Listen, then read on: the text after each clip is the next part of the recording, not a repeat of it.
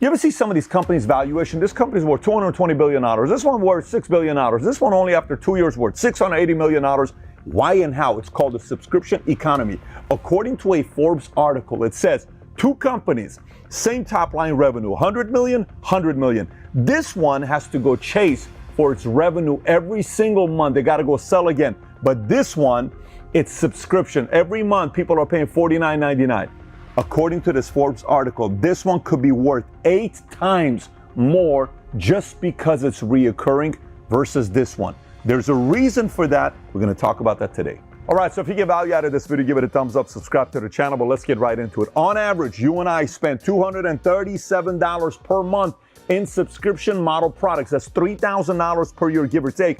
And according to McKinsey & Company, subscription model products in the last 7 years have increased 350%. But the question becomes, has this always been around since the 20s, maybe the 50s, or maybe 90s? Nope, it started in the 2000s. Let me explain to you what's happened to some of these numbers since 2000. According to a report McKinsey & Company did in 2000, only 1% of companies offered a subscription service. So if you look at this, 2000 was 1%, 2005 went to 5%, 2010, 10%, 2015, 20%, 2020, 35%. It's estimated to be at 50% by 2025. Now watch, according to a report by the Conference Board, the average consumer has 2.2 subscription in 2000, and look how it's gone up. In 2005, 3.4, 2010, 4.3, in 2015, 5.5, then 6.7, in 2023, 10.6. That means you and I have roughly 11 different things we subscribe for on a monthly basis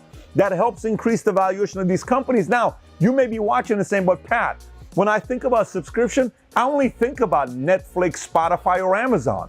So let's take a look at this. Launch year Netflix got started in 1997, Spotify in 2008, Amazon Prime in 2005. Pricing, when they started doing their monthly subscription, Netflix is $8.99 a month. It starts at $9.99 at Spotify and $12.99 at Amazon Prime. Let's take a look at number of subscribers as of 2021. Netflix has over 200 million. Spotify has over 365 million. Obviously, that includes both free and paid. And Amazon Prime is estimated to be over 150 million. So let's take a look at revenue. In 1998, when Netflix got started, they did roughly 1.8 million. In 99 to 14.4 million. 2000, they did 49.3. 2001, they did 103 million, give or take. And by the way, today their top line revenue is $32 billion. Netflix, $32 billion, worth roughly $200 billion. Let's take a look at Spotify. Spotify in 2010, revenue was 155 million.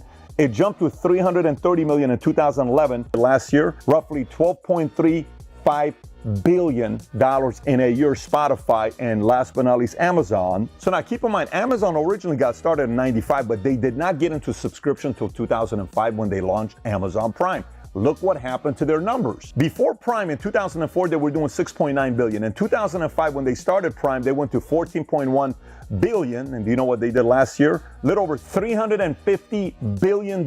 So now if you're like me, you're like, Pat, but give me a break. We're talking about Netflix, Amazon. It's not every industry can really do a subscription model, really. Let's take a look at other industries. Here's some industries. Software, we got Adobe Creative Cloud and Microsoft 365. Beauty, we have Birchbox and Ipsy. Fashion, we have Stitch Fix and Rent the Runway. You can literally rent the dress they're wearing, Hollywood, $3,000 dress for $100 a day. Or you can ask them to send you clothes every single month. You give them the size, your flavor, what you like, $300 a month. Every month something's being sent your way. It's purely a subscription model. Meal kits, Blue Apron or HelloFresh. Fitness, Peloton or Beachbody On Demand. Books, Audible or Kindle. Wine, you got Wink and Vinebox. Coffee, you got Trade Coffee and Atlas Coffee. Home goods, you got Grove Collaborative and you have Bespoke Post. Pet supplies, you got BarkBox and Kitnip Box. Health and wellness, you have Headspace and Calm. Personal development, you have Masterclass and Blinkist. Language learning, you have Rosetta Stone and Duolingo Plus. Crafts and do-it-yourself, you have Craftsy and Crafter's Box. Education, you have Udemy and Coursera. And by the way, I've been in the insurance space for a long time. Why do you think these businesses are worth as much as they do? Because insurance is what?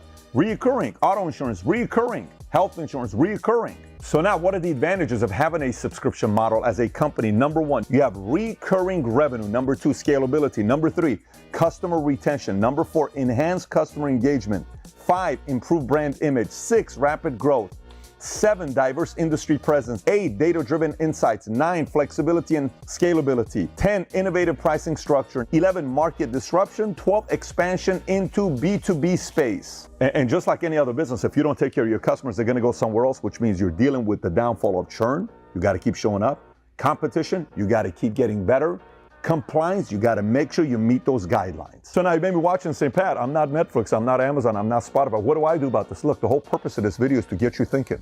For you to say, you know what can I do with this material? Maybe talk to your wife, talk to your business partner, talk to your peers, and say, how can we make this thing more recurring? FYI, if you want to figure out a way how to do that, at David Consulting, we have multiple different masterminds where these are the types of conversations we have with other entrepreneurs on how they're doing it, so you can also pick up some of their strategies. If you want to find out how to get on one of those masterminds at David Consulting, click on the link below in the description. And number 2, if you just want to ask me a question or Tom Ellsworth on how to get this going as well on Monect, if you've not downloaded the app Monect, click here, download the app Monect, and you and I will get a chance to have a minute to connect on any questions you may have for us. Take care, everybody. Bye-bye, bye-bye.